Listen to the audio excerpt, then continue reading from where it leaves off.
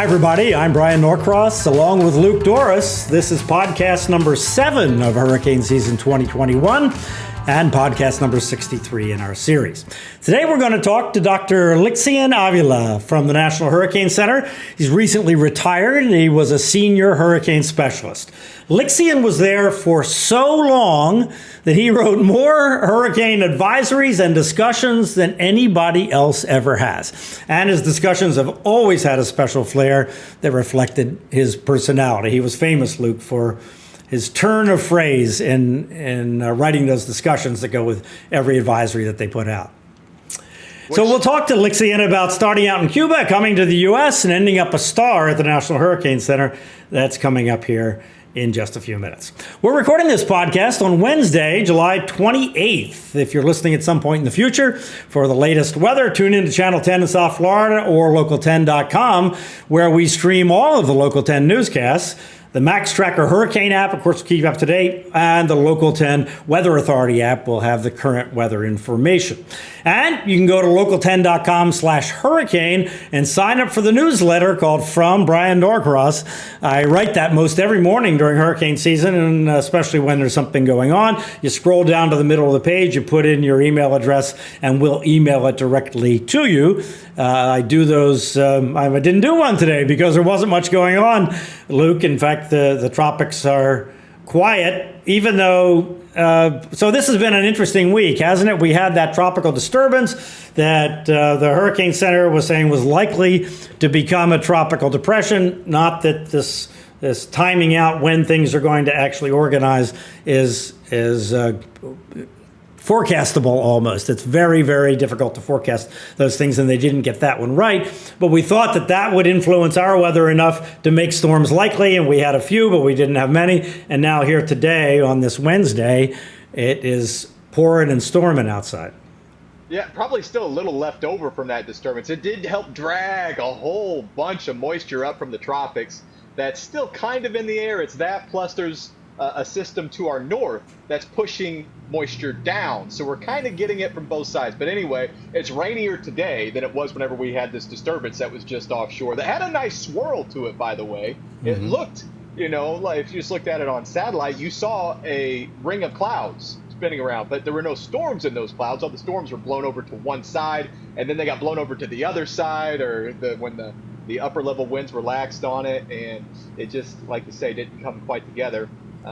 But otherwise, yeah, we look out to the tropics. A lot of dust is still out there, as it has been all month long.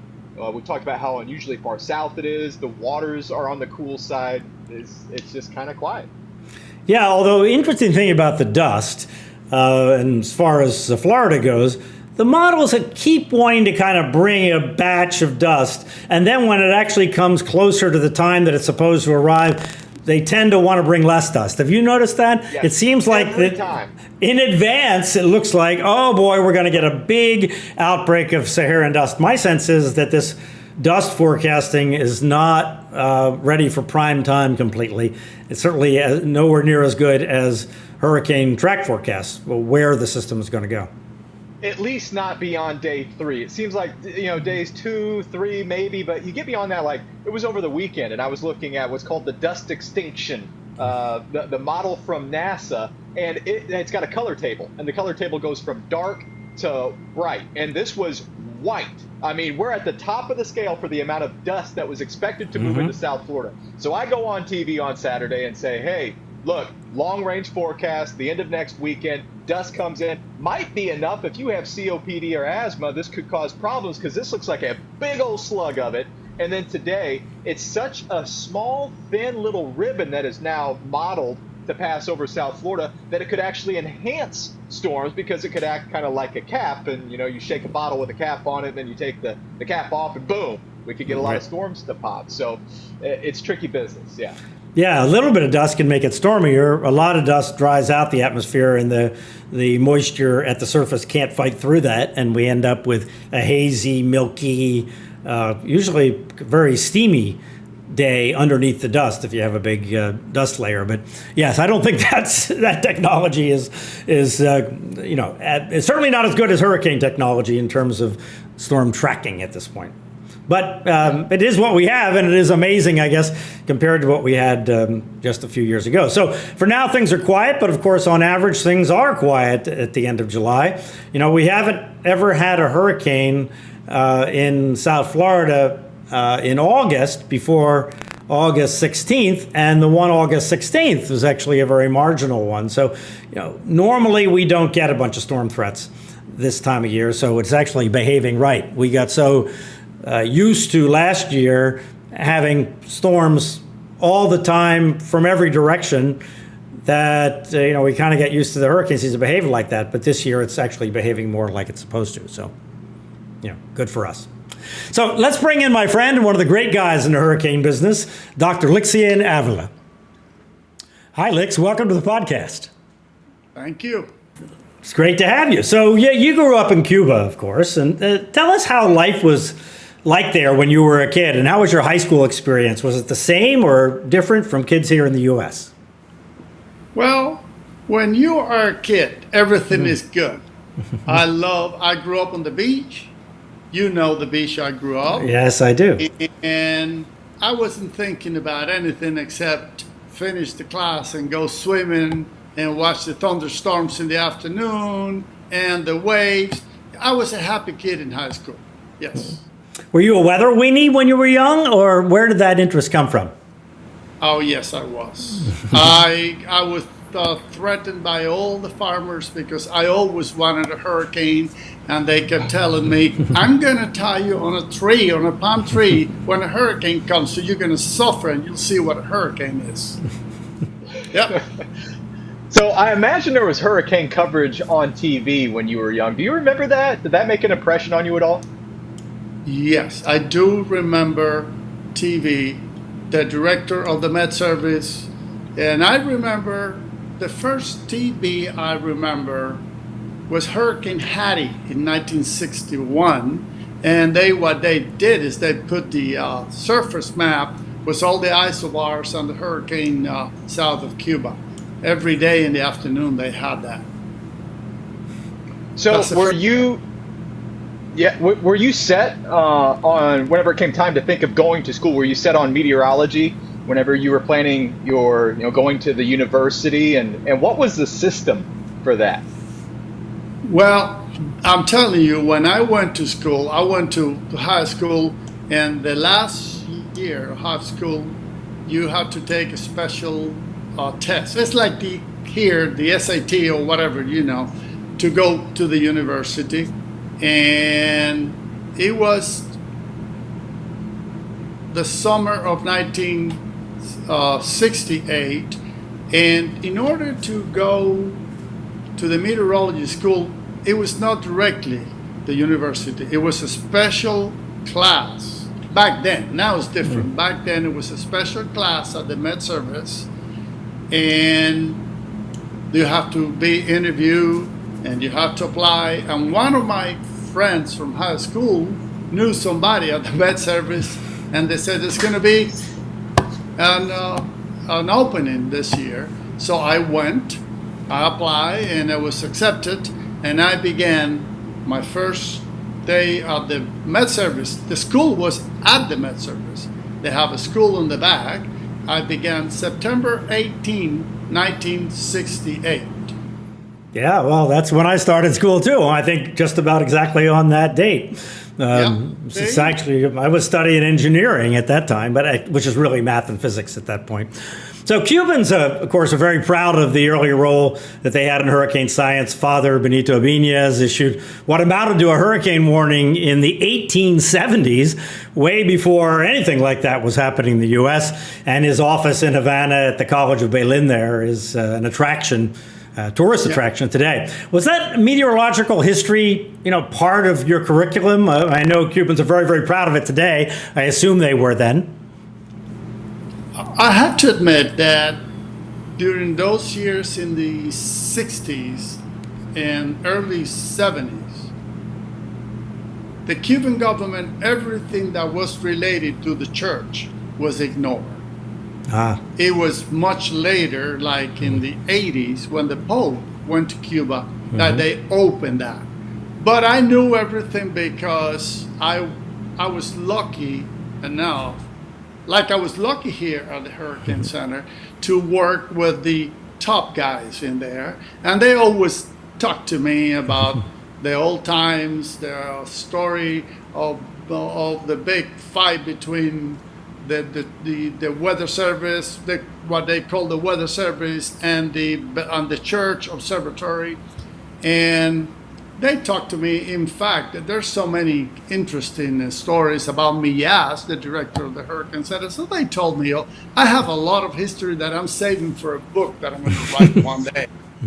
So when you're talking about the weather service, you're talking about the Cuban Met Service, because there was a battle within Cuba. There was also, going back to the 1900 hurricane, the battle between the Cuban Met Service and the Americans, because the Americans were in control and they wouldn't pay attention to the Cubans, but the Cubans knew what was going on, and the Americans had it completely wrong. So there's quite a history there of politics and weather going together.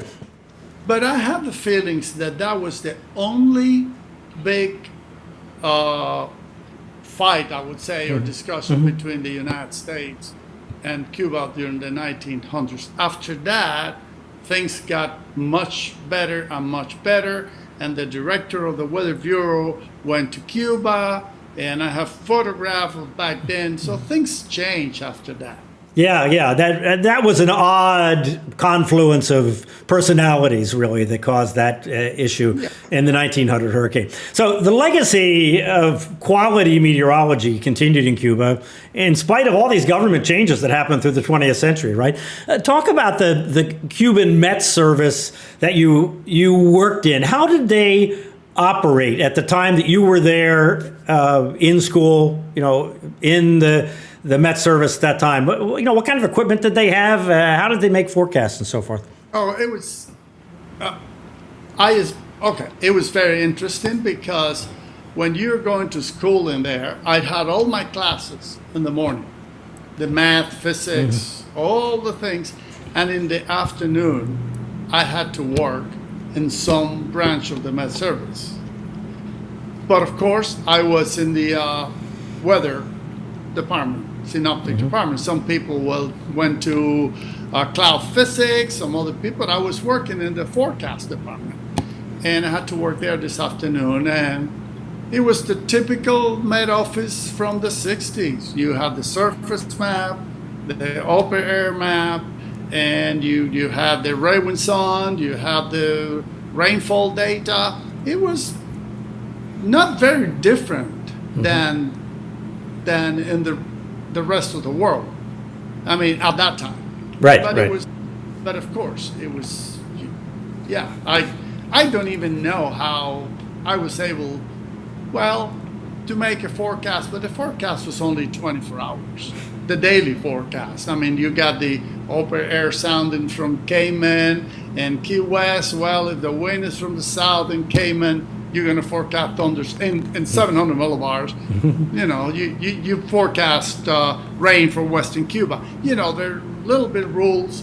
You did the surface map, and you put the two fingers. It was a special map, was a special size. If you put the two fingers on the north coast of Cuba, you get gales. I mean, the isobars are in between two fingers. But those two rules. That's great. Years. Yeah, for a long time. I mean, all the way through the 80s, at least through the 80s. Exactly. That's how we forecast the weather. Right, Luke?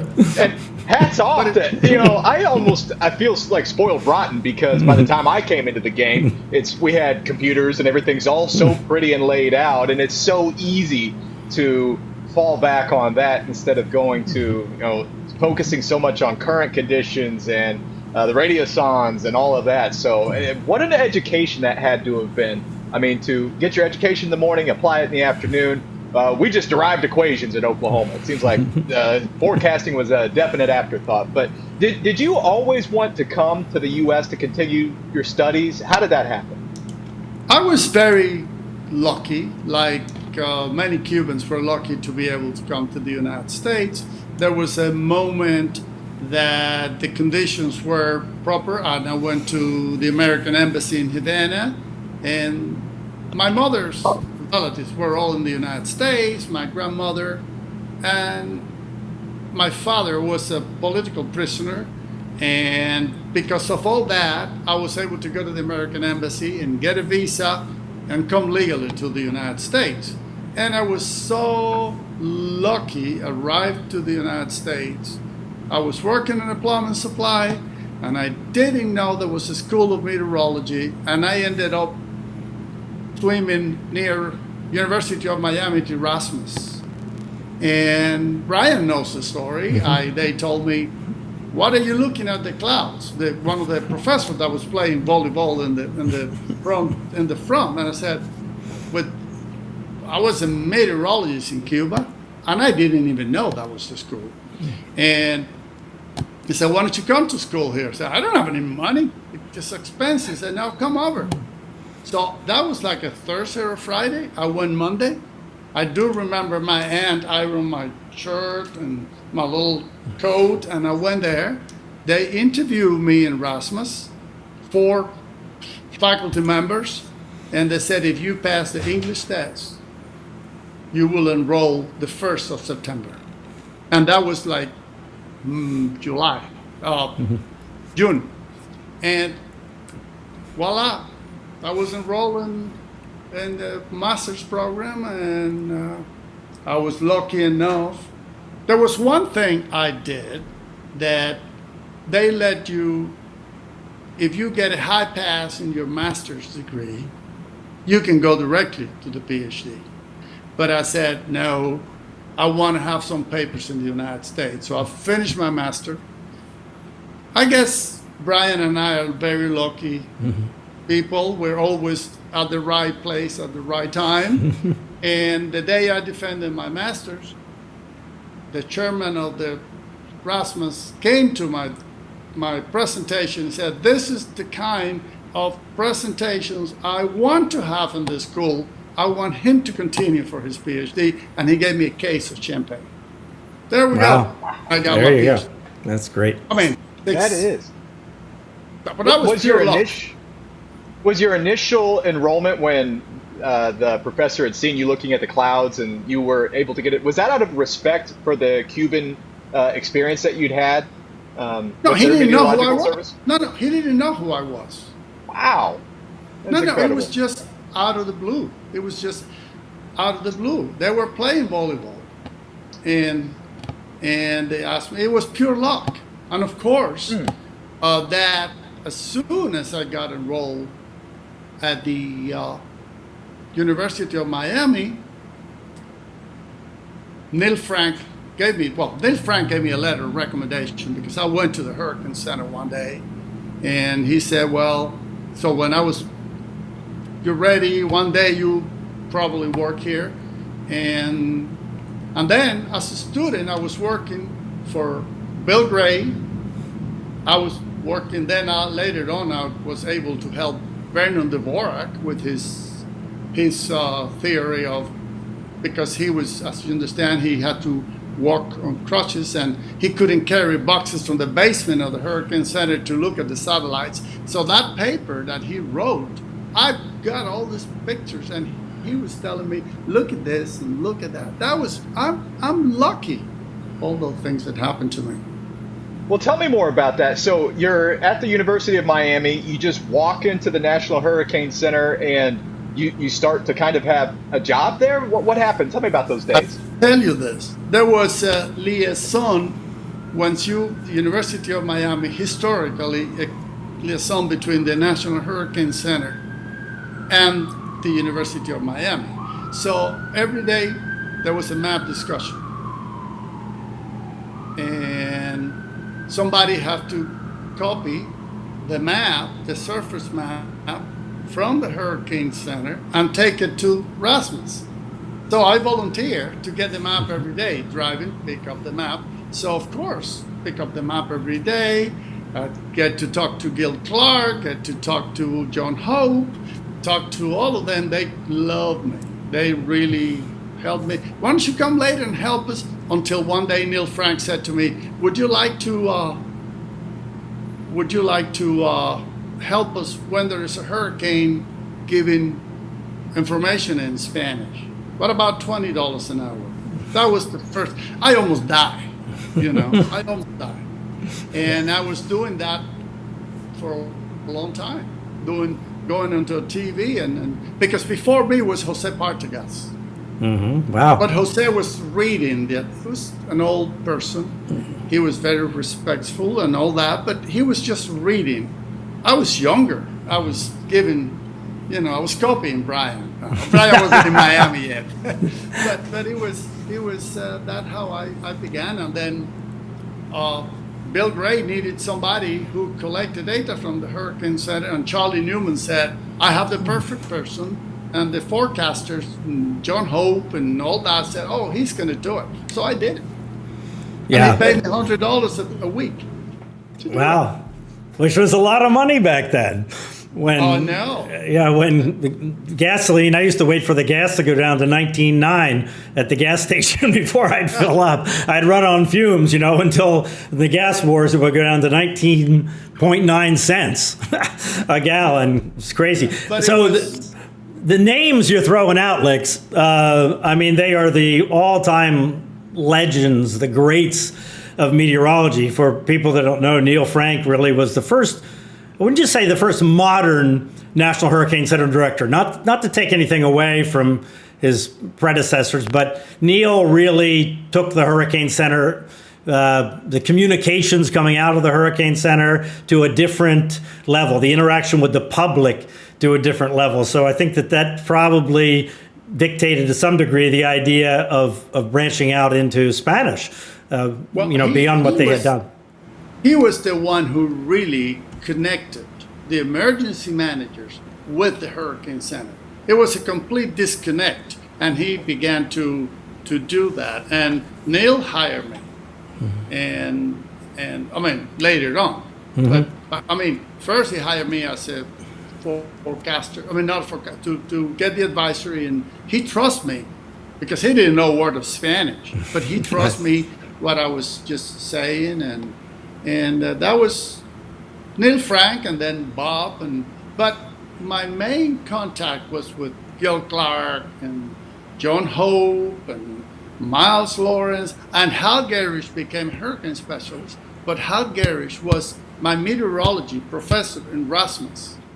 Wow, I didn't know it. I knew Hal, but I didn't know that he did that. Yeah, these names are the greats of Hurricane Center history. Not to take anything away from the amazing people at the Hurricane Center today, but in terms of creating the modern version of the National Hurricane Center that we know today, and writing advisories that kind of in a style that we know today, that began with Miles Lawrence and John Hope, certainly, which people learned to know from the Weather Channel, and Paul Hebert, right? I have letters signed by Paul Hebert. I have all the things when because Paul had to sign my checks when I did the interviews. Paul had to sign checks, so I had those papers saved. Well, he ended up being the MIC and running the National Weather Service office in Miami, right? Yeah, but he was a hurricane specialist. Yes, he was, and Joe Pellissier, right? He's a good friend too. Yeah.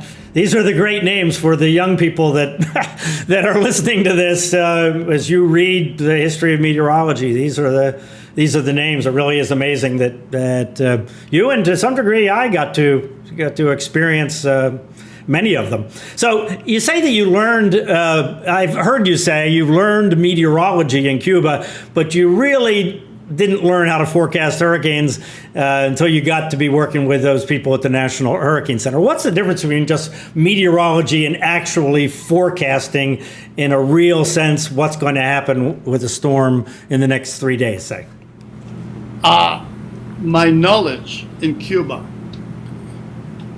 I knew certain things, but it's the difference between working in a forecast office in Cuba, that you only have to deal with a hurricane when it's near Cuba, to work in a national center that we start tracking the system all the way from Africa to near Hawaii.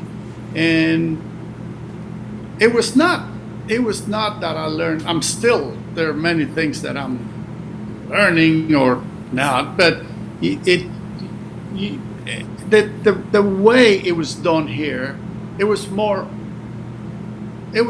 night and day, to be honest with you. I try, when I give the WMO class and all that, to train all the countries how we issue the forecast here. As the knowledge in Cuba, I mean, the knowledge is there, but to be honest with you, most of the countries in the world, they will not change the National Hurricane Center forecast. Mm-hmm. For example, the Cuban Met Service, well, the only time I remember during my time that the Cuban Met Service issued an advisory of a system before the Hurricane Center was Camille. Wow. Because the United States, the Met Service didn't start until the 14th, I think, that morning when the plane get there, and they said, oh, it became a storm while the plane was there. But the night before, Cayman had 35 knots. I mean, Jamaica 45 knots, and Cayman had a 5 millibar pressure drop, and 1007 compared to the road. So the Cubans started like a special note that a depression was forming. That was the only time I remember. And I do remember Gordon Dunn visiting Havana in the 70s when I was there, early 70s, because he was the WMO liaison of hurricanes of the world, and he had to go to Havana. And I remember I worked at midnight, spent the whole day waiting for him to arrive. Yeah, so just to explain for people that don't know the abbreviations, the WMO is the World Meteorological Organization, and Region 4 is the area that the National Hurricane Center, it leads the meteorology in, and the National Hurricane Center director is the chair of that committee, which you have participated in for years and years and years and years, coordinating with the countries there in the Caribbean and That's around why I don't around have the a Caribbean. degree in communication. You get somebody like Bryan. Yeah, it's just me all the time too. He's like, back up, Luke. Let's explain this. So, when did you start issuing your own forecast for the National Hurricane Center, and what kind of technology did you have when you started? That's another good story. I mean, my first name, the first time I put my name on the advisory was Hurricane Jerry in 1989. 89, yes. They told me, I think it was 89. So that would have been after Hugo, the year of Hugo, but after Hugo? Yeah. But the thing is, back then, and there were two, like today, they have the senior hurricane specialist, and they used to call back then junior hurricane specialist. That was Max Mayfield and I, the junior, and Gil Clark and the other ones were the senior. But they told me, okay, you're going to write advisories, but if there are watches and warnings, somebody else has to do it. You can't, neither me nor Max. Mm-hmm. Well, there was nobody else there, so I had to issue the warnings for the Gulf that year. Mm-hmm. And that was fine. That was in 89, Hurricane Jerry or Tropical Storm Jerry. I issued advisories before, but that was the first advisory, because before I was working in Taft B with Max. We went together, Max and I. We worked together in the analysis and forecast unit, and then Max became, and I became a junior hurricane specialist. Then Max became a senior hurricane specialist before me, and then me. I became a senior. That's a rapid rise through the ranks, no doubt. So I'm trying to get an idea of what the technology was like back then, and what did you think of it? Did you feel like you had great technology at your hands, or did it feel primitive and you wanted more? What was it like? I have seen the technology change. Like, I can go back to Cuba when we had one satellite picture a day. We used to get the American satellite and the horrendous Russian satellite that it had a very good resolution, but you never knew when it's going to go by. And you got the NOAA polar orbiter that you knew exactly what time, the equipment to get it. And there's another story with the Russians in Cuba, and that was, they have all this 1940 teletypes. Back then, the communications was by teletype. Right. You know, they send the observations and numbers in paper, and they said, okay, we're going to put all this Russian teletypes. Well, they last a month. They all broke immediately. They had to put the old American back. And that until a few years ago that they disconnected the line between Miami and Havana, which is not used. It's called 7019. In Spanish, 7019, 7019. There's a direct line from the Hurricane Center underground to Havana for that. From the 40s, it was there. But it was a low communication line. You couldn't do much. But back then, it was good. But the technology, oh my God. Then at the Hurricane Center, I had to get pictures from a fax. That was, and I had to every day get all these pictures and put it in an envelope. And it was, I mean, the changes. Come on. In 1980, we only had one 500 millibar map a day in fax, 3-day forecast, and it came at 5 p.m. At 5 p.m., you get the 500 millibar map. Now you got enough to gag a horse. Now you have to throw away some of them others. Right. Yeah. Well, it was really, I remember the fax where the satellite images came on the fax. Working in television, when I first started in television, the only way you got a satellite loop was that the network, in my case, it was my first station was an ABC station. They somehow got the loop from NOAA, and they fed it down as a piece of video. So it came in the afternoon, and you had that one loop for the day, and you had to use that on the early news and the late news, and it was just a kind of wide view of the country in a satellite kind of projection. There was no getting data. It was I always complain about the television satellite loops, because I understand they were not made for me. They're made for the public.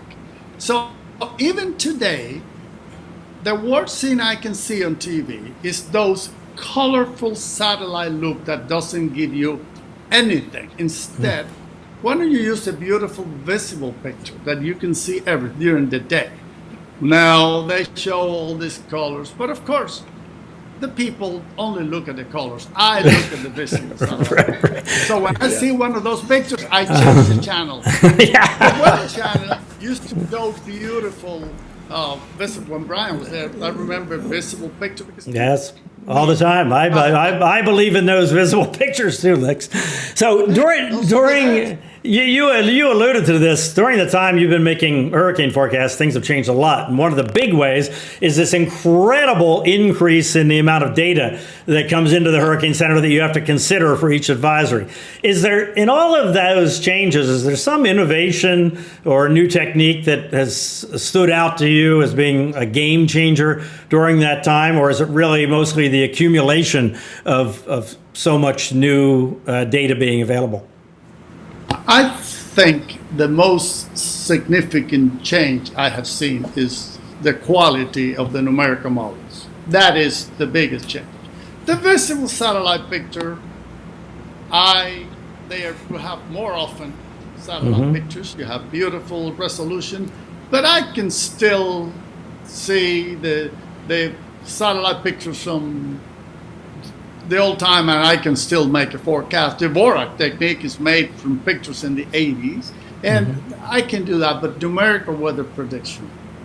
And of course, now you have the Scatterometer that sometimes, there's one thing I'm going to mention after this, is the Scatterometer comes in, and I always say, I cannot wait for this thing to follow the sky because it ruins your position. But that was what I was going to say. All right, explain that. So a scatterometer is like a radar in space, essentially, that kind of looks down, and we use that data to understand if somewhere down there's a circulation, kind of how strong the winds might be. So what? To me, that helps. But tell me what, you're the pro here. What complicates about that? It's not like you have a constant. Maybe you have that satellite passing once a day. Right. So I'm unlucky because I was lucky for other stuff, but on my shift, that thing never went over the storm. It was over on the border. And sometimes I said, well, that's good, because if I said in the advisory 40 knots and the scatterometer had 55, I had to issue a special advisory. Yeah, right. The old timers like me and Richard Patch, they always, but that's normal. We always think of the new technology, but it's fantastic. The scatterometer is really, really good. Have you noticed that before, years ago, there was always the morning visible satellite picture surprise, especially in the East Pacific. We had a system, we thought it was in the convection, and when the first visible came in, the system was completely located in a different place. In a whole different place, that's right, yes. And sometimes way out in the Eastern Atlantic, too, same thing. Yeah. But nowadays, those special advisories for that have changed. Now it changed more for, not for location as much as for the intensity. The scatterometer tells you that it's weaker, that it's stronger, and it's really fascinating. It is. It's amazing. It still amazes me, actually. And then you have visible picture at night. They trick the right. I mean, this new kid, I call them kids because I'm old. These new kids at the Hurricane, they have it all. They have everything possible. But of course, when I was working many years ago, Gordon Dunn told me the same thing. You have it all now. I didn't have anything. So it's Yeah, it is amazing because, you always have more every year, and so everything that's new is amazing. You don't really, project ahead 10 or 15 years because you just don't really have any idea what's going to come along. So you were... Go ahead, Lex. Computer models is... that's the biggest thing. You're right. The GFS, the European, the global models. This is amazing what you have today. Yeah, that's changed so dramatically how accurate the track forecasts are these days. It's all because of the computer capacity and the improvement of the models. So you were famous when you were writing the discussions for short and pithy technical discussions. It used to be called intergovernmental discussions. Where did that come from? Did somebody teach you to write that way, or is that just your personality coming out? Well, it's a combination of things. English, number one, English is not my native tongue. Oh, really? The more you write, the more chances you have to make a mistake. Yeah, okay. That's number one. Number two, Miles Lawrence always told me, enough can be said about brevity. Sometimes you read a discussion and it's so long that by the end you finish reading, you don't know which way the hurricane is going. And I worked there. So I was trying to be, that's how I learned with Max, with Gil Clark. Of course, things got better because we have more things to talk about. This poor people didn't have anything to talk about. Now we have all this data to discuss, all this, the story of the hurricane, Hunter planes. All those things are really, I remember, and it's more difficult. But yes, I also then, when I had James Franklin, he didn't like, because James Franklin is a perfectionist in English. Yes, yeah. But he said, but when people send to the website comments, the webmaster always tells me, you win. Everybody loves your discussions. And James used to tell me, yeah, they love it because they are cute. Yeah, they are And I cute. said, well, yours are boring. You cannot be But very boring. precise. I mean, James was an outstanding meteorologist, but extremely Yeah. precise. Yes. Precise. But I didn't say anything wrong either. Yes. I just have a little bit of like, I love to put in the headline things like, I was the first one to put "Hello, Dolly." Yes. And I was the first one when Katrina, I was over the Hurricane Center. I said, Katrina over the Hurricane Center. I like it a little bit. And you know what? All these new kids have a book and they have copied all of my old things. They all used it. Solinsky told me, I'm thinking about you, Lixion, when he texted me when he's writing, he said, I just thought you're going to like this because it's one of yours. But it's fun. Yeah. It is fun. It is fun. And that's called communications, Lex. Without being wrong. I mean, Right, without being exactly. Yep. Yeah, keep it as simple as possible, but no simpler, I suppose, is something that I try. I'm not very good at. And I've heard, too, I don't know if this is true, but I've read, actually, that you learn better if you're smiling. So maybe that cements in people's brains when they used to read your discussions and "Hello, Dolly" was at the very top of it. Now they're in it. Now they're engaged. It makes all the sense. So tell me about your role at the National Hurricane Center, where you were working with other countries in the Caribbean and I guess the world, for that matter. Well, for me, that's one of my, I'm proud of that I was able to help and save lives in the Caribbean. I'm able to, I was always very well connected to the director of the Met Services, both the English speaking and the Spanish speaking. I was able to communicate with them. I was able to help, and I was always there for them. And I do remember the director of Curacao many years ago, Arthur Dania. He said, Lixion, you help us because you know the pain we suffer when we have a hurricane, because you're one of the Caribbean people. They see me like a Caribbean man. They always saw me like a Caribbean, a Cuban man. They never saw me like the gringo telling me what to do. They always saw like the Caribbean man. And I took advantage of that to help the Hurricane Center, NOAA, and always represent the United States the best I could. Yeah, I imagine. And not to mention that you were much more fluent in a lot of the, in speaking just the language to a lot of people. I bet that was very instrumental. So in all of your interactions with meteorological services around the world, did politics ever come into play, or is meteorology above any political differences that governments may have had?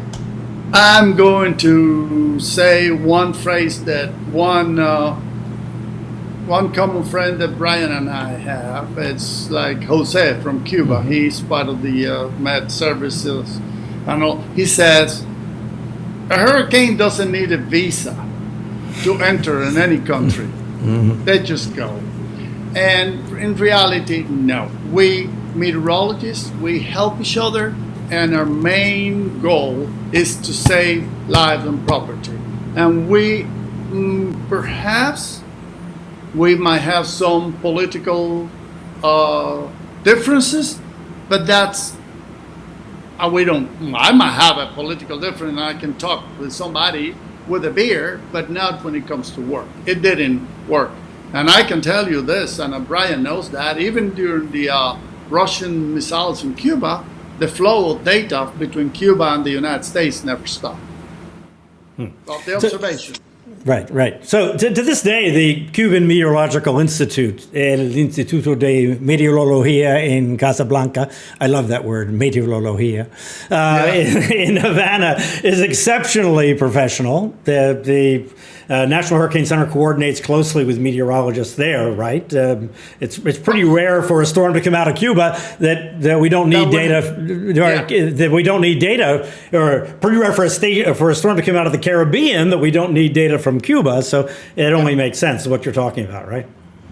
Yeah, they communicate, but it's the same with the Dominican Republic, the The same with Mexico, Cayman Islands. It's a really good, and I have worked so many years to have that combination, that trust between the forecasters.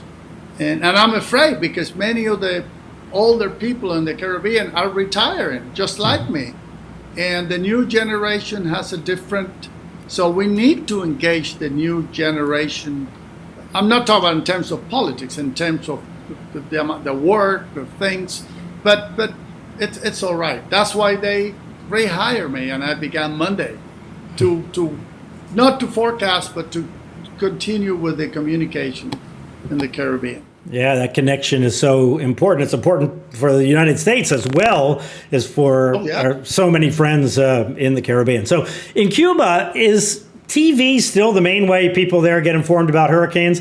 When I saw Cuban TV back in the day, the coverage was very complete. And you mentioned Jose Rubiera, who was a star in that country. I mean, a superstar in that country. Is it still that way in Cuba today?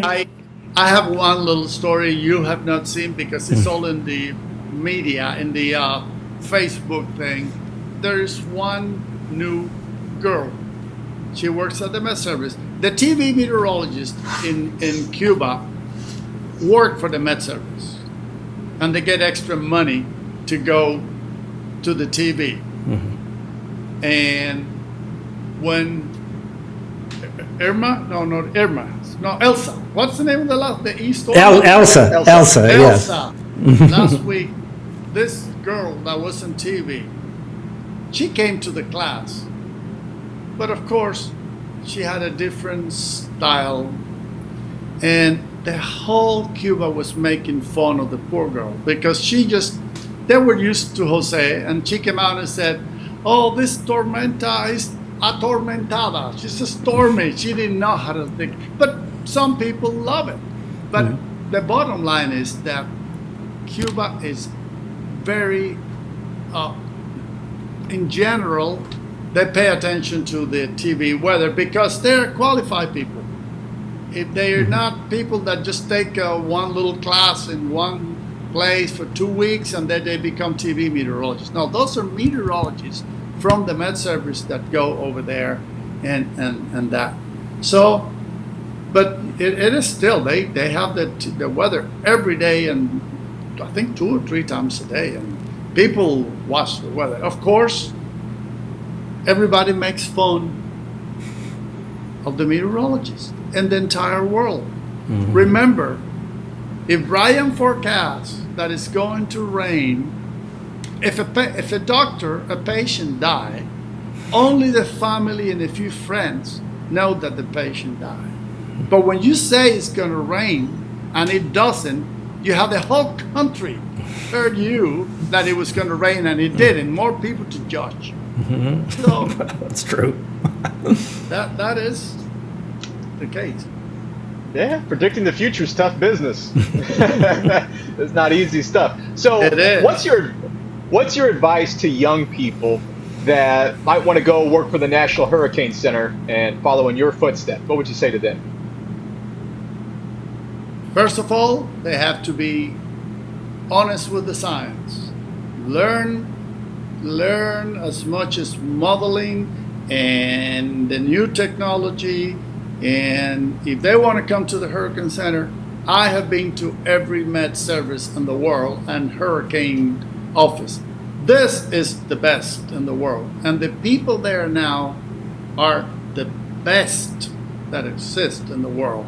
So they have to study, they have to be patient, they have to be honest, and think that they are not going to go there and have fun with hurricane. You can have fun at home, but when you're there, you're saving lives and you're protecting people. Well, no doubt it is. You guys are the premier hurricane forecasters of the world. It's just remarkable what you do there. You are just a wealth of knowledge. You've got so much experience. What kind of forecasting tips and tricks would you pass on to, say, somebody like me? You know, I haven't been in this game nearly as long as you have. What would you say? What are some forecasting tips? Oh, they all. But I use things in in plain language with my friends, and I have more connection with some of them than others. But all these young kids, I have expressions, and for example, it might not be true, but I know once a storm is trapped in the Bay of Campeche, you need a crane to pull it out of there because the steering flow is very weak, and the topography of the area forced the system to stay there, and they always joke about it. And if they want to get something in the Atlantic, I said, if you want to eat a banana, you have to peel it first. It means you have to suffer and get some in the Pacific that nobody wants to work. Everybody wants the Atlantic. So I have my old tricks that they all know because I talk. I'm vocal, but nothing is scientific. In the science, they are all so good, and they're much better nowadays because they already have more knowledge than me. I might have more history, but they are so good. They're all of them. All of these new kids in there. It is really amazing. I mean, I've been around not as long as you, but working with the Hurricane Center over the last 35 years, more than that directly, and to see the quality of the young people, and their ability to write and communicate. Talking to Robbie Berg about this here on the podcast a few weeks ago, the ability to communicate today of young people working at the Hurricane Center, not in general in society, by the way, but at the Hurricane Center, it is remarkable, I think. Well, Robbie for me, is one of the, when you read the discussion written by Robbie, it's so clear.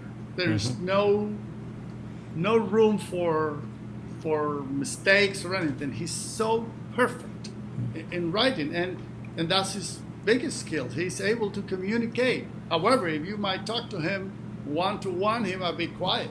But when he expresses something scientifically in a discussion, he's amazing.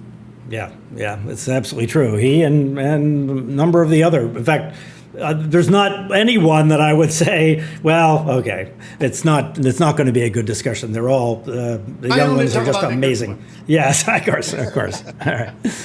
All right, Lix, well, go ahead.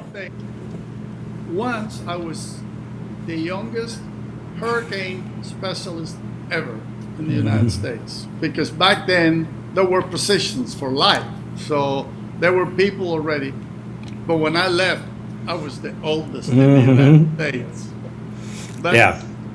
Yeah. When I was in TV many years ago, they called me Flash because I was, doing 17 things at the same time, and I was the youngest one in the newsroom there, and now it's just the opposite. So, yes, Lix, since you and I are almost exactly the same age, I can say with certainty that you still have a lot of time to do a lot of things, and I know you will. So, it's great that you're going to work with the Hurricane Center, and it's great you're going to continue with your passion of working with the Met Services in the Caribbean, and keeping that connection going is so important for forecasting for the U.S., but also because we have so many friends there to be sure that they have the best service they can. So that's great to know that you're going to continue that. And thank you for inviting me. This is fun. And Luke, are you in Miami? Yeah. I'm in Fort Lauderdale. Yeah. Well, I mean, South Florida. Yeah. That's Yeah. We're all linked in with Channel 10. So, all right, Lix, thanks for being with us. It was great to talk to you. Be well. We'll talk to you soon. You can edit all you want. Take care. Have a good day. Bye-bye. Bye. Dr. Lixion Avila, retired senior hurricane forecaster at the National Hurricane Center. And it's great that Lixion is going to continue working with the Hurricane Center because hurricanes are definitely in his blood, wouldn't you say? Yeah, he's the kind of guy I'd like to have a beer with and just listen to stories. He's got them for days. There is no doubt about that. He started a lot of his sentences with, here's a story for you. Yeah. Yeah, he's great. So, Luke, what do you remember about the technology when you first started making forecasts? Has it changed significantly in your time? Mine has been more of an evolution than a revolution in most cases. All right, so some the weather weenies, they start forecasting when they're 9 years old. I was not one of those. I didn't make a forecast until I was in college and started studying meteorology. I always had the interest. So my beginnings of forecasting was 2007, 2008, something like that. And it's not changed drastically since then. Some things that have been really helpful have been, we got the News Goes 16, Goes 17 satellites. Those are great. Mm-hmm. So that was a big jump. The high resolution weather models, the HRRR, and some of these are just incredible. But even back in but not for hurricanes. You're talking about for just daily weather forecasting. Daily. Yeah, sure. So when did the HWRF come online? And some of these, It's been around quite a long time, but the HWRF evolves every year, so it's a drastically different model. This high resolution, super high resolution nested model that has I don't remember what the latest resolution is, but it's very, very high of the core of the hurricane. So in theory, they keep working on it. Hopefully this will be the answer to how strong the storm is going to be. Yeah, it's an incredible piece of technology. The biggest thing that's changed for me since then and now has been the communication side, because we have Facebook, we have Twitter, social media. So, and trying to figure out how do we get information out on social media, how important is that? That's really been the biggest change, I'd say. Yeah, and so many more news programs to do on TV, too. I mean, on Channel 10, we do news starting at 4:30 in the morning till 11 o'clock at night. There's only a few hours during the day when we don't do news. I mean, that's just, even in your time, that's been a significant difference, I would think. Oh, when I started, it was, we had the 5, 6, and 10.